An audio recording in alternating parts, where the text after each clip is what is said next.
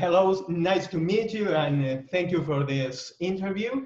And welcome to our first program of Living on Broadway from Sonidos de Broadway, the most important Facebook page about musicals in all Latin America. My name is Gaston Brian Glickstein, and I will speak in Spanish, and Juan Martín Delgado will be our interpreter. Here are some fans from Chile, Peru, Argentina, Mexico, Ecuador, Spain, and others will see us later when we upload this interview to Facebook and Instagram. Okay? Thank you for having me.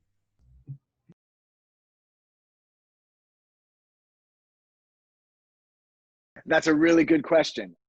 And it's really hard to envision what it's going to be like.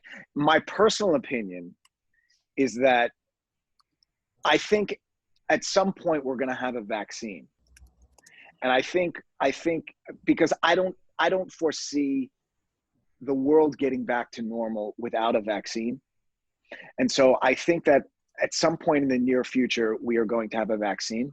And I think that everyone is going to, kind of like you have on your driver's license, at least the way they have here in the United States, on people's driver's license, like if you are an organ donor, there'll be a little like check on your driver's license. And I think that either people are gonna have to have like a card or something to indicate that they have had this vaccine. And they're not gonna be allowed admittance to anywhere without proving that they've had this vaccine. And I think for the most part, theaters will get back to their original state of being. There is no other financially viable way to keep Broadway going without selling every single seat in those houses.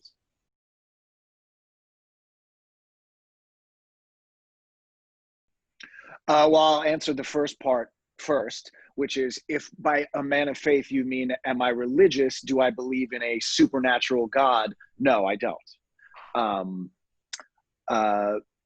I think that the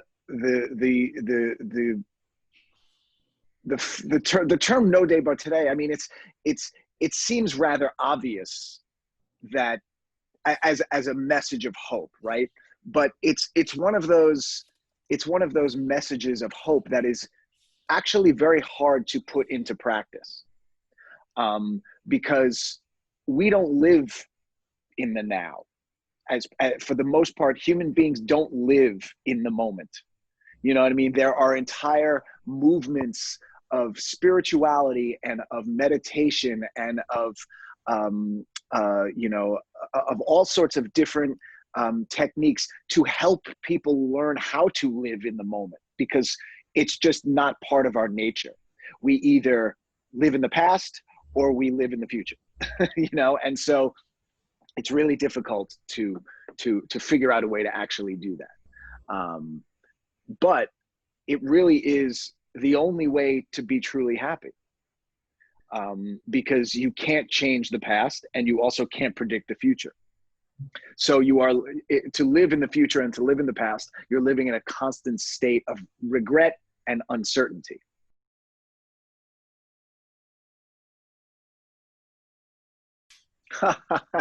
Well, actually, interestingly enough, I think that Roger would be perfectly suited for this COVID lockdown, because he doesn't leave his apartment anyway. So I think that he is the perfect character to exist during this current situation. I think he would love it. But look, they are a community of friends, and they are a community of people who are there for each other and love each other and support each other.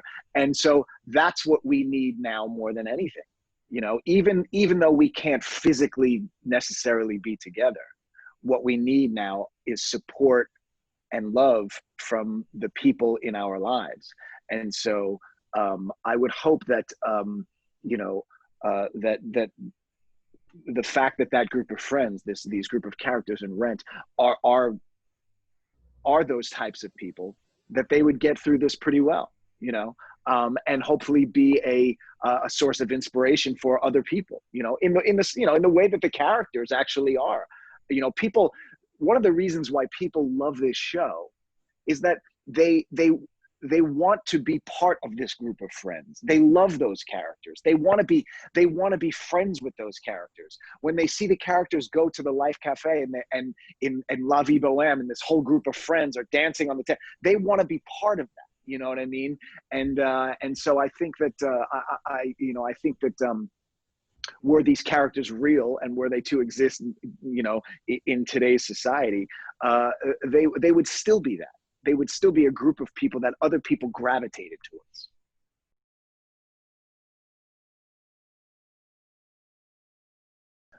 So I did not have any theater training, and I grew up in New York City playing in rock bands. And I was a rock singer in a rock band, and I had never done theater before. But I was a huge fan of musical films, one of which was the Rocky Horror Picture Show, which I probably, as a kid growing up, saw it 50 times, Also, Hair was a huge influence on me. Grease, Tommy, all of these movies, I just devoured them. I loved them. So I was very familiar with the sort of rock opera and rock musical genre, being a fan of those films, but never had proper theatrical experience. Again, it was all playing in bands and playing in rock clubs. And so, but that was seemingly the perfect transition into theater. And I'll just tell you guys quickly how I ended up getting the audition for Rent. One of my lifelong friends, who I have known since I was probably 9 years old, who lived right down the block from me, was Idina Menzel. And Idina Menzel had been cast as Maureen in the show, and called me up and asked me, even though she knew I didn't have any theater experience, called me up and asked me if I wanted to audition for this off-Broadway musical that she was doing, because the character seemed similar to who I was, in that he was a rock singer in a rock band. And so that's how I ended up actually getting the audition, or going in for the audition, was from this call from Idina.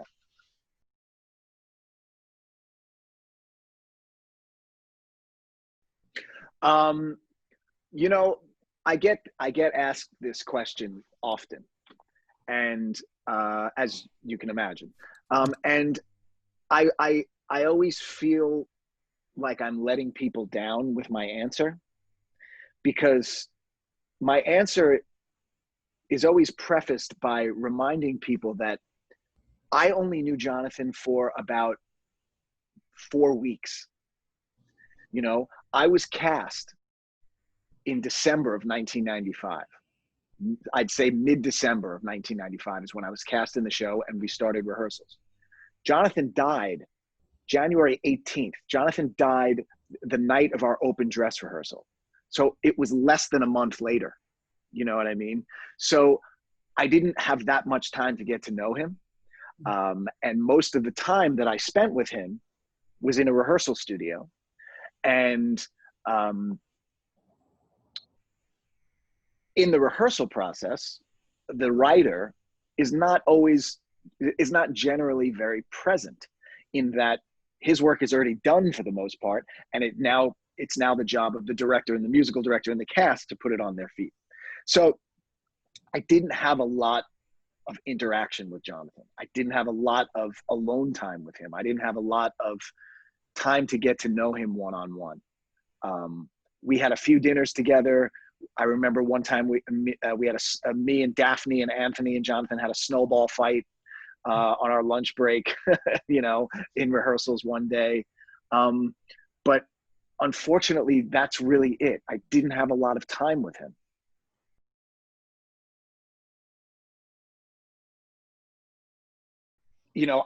I, as most people in the world am a huge fan of Elton John.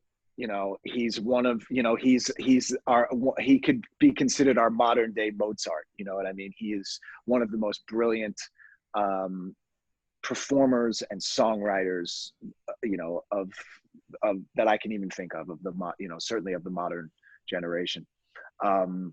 So I was hugely honored to be part of a musical that was featuring original music by Elton John. It was really interesting. It was sort of like I approached the world of musical theater in these two musicals from two complete opposite ends of the spectrum, right? So you have Rent on one hand, which was a completely unknown composer, starting off Broadway, with no budget, just sort of like putting it together, like as best we could, like on the smallest scale there could be, right? So that was Rent. To then go to Disney, Welcome the to biggest the biggest company in the world, right? With the biggest composer in the world, with all the money they could ever ask for a budget, and so it was an amazing experience to be part of the process of creating a musical from these two opposite ends of the spectrum, both having their merits, both being very exciting in their own ways, but so different, so completely different. But and both equally as rewarding in their own ways.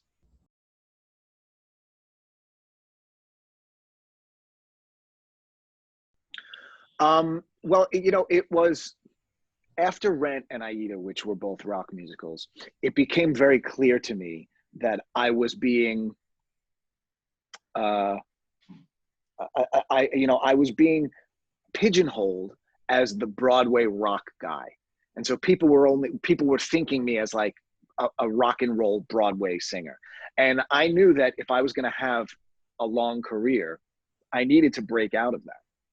And I needed to start to expand my abilities and show people that I was capable of doing other things. And also for my own self artistically, I didn't want to just do rock musicals. That was boring to me, and quite frankly, still is boring to me. I'm because I grew up playing in rock bands, singing a certain way. It was and still is much more interesting and exciting to me to do things that require me to stretch my abilities in ways that are not necessarily in my comfort zone. So I much prefer to do shows like Chicago and Cabaret. I just did a production of The Music Man. I'm much more interested in doing those types of shows because I get to learn and I get to grow as an artist, as opposed to just doing the same thing that I'm used to doing over and over again.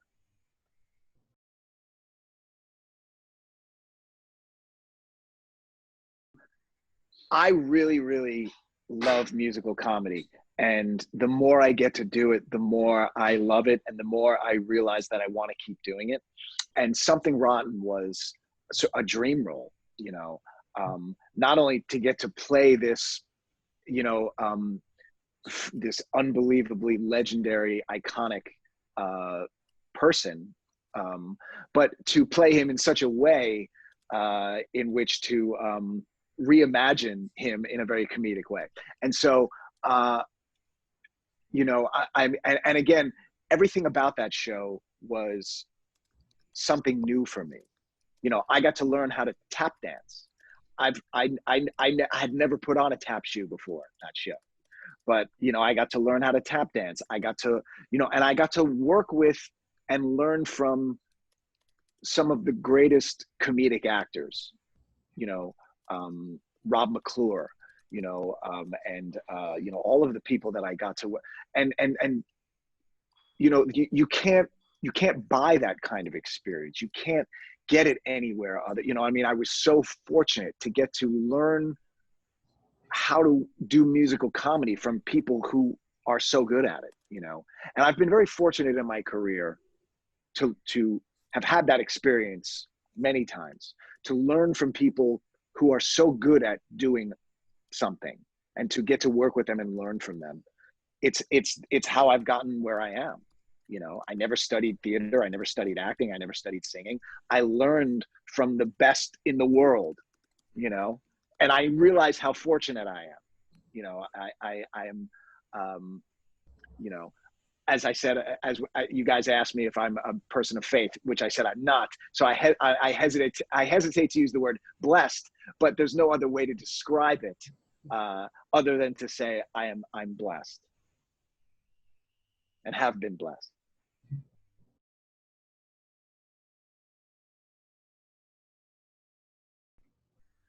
My favorite, it's a really hard question to answer. You know, it's like they're like your children. You can't pick one, you know. Okay. and I've learned so much and had such an incredible experience on each one.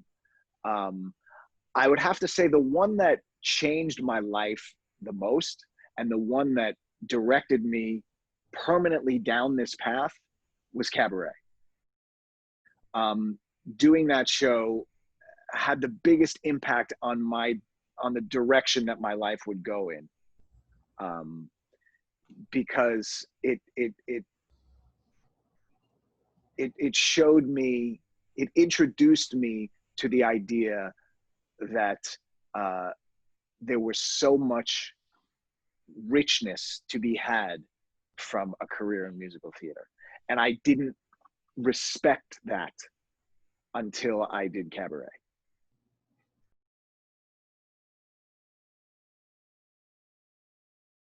I want to fulfill a dream. I want to sing with you One Song Glory. You want to sing One Song Glory? Please. Friday will be my birthday, so it will be the greatest birthday. All right, tell me if you, hold on, let me tune my guitar. One song, glory. Hold on. Whoa, hold on.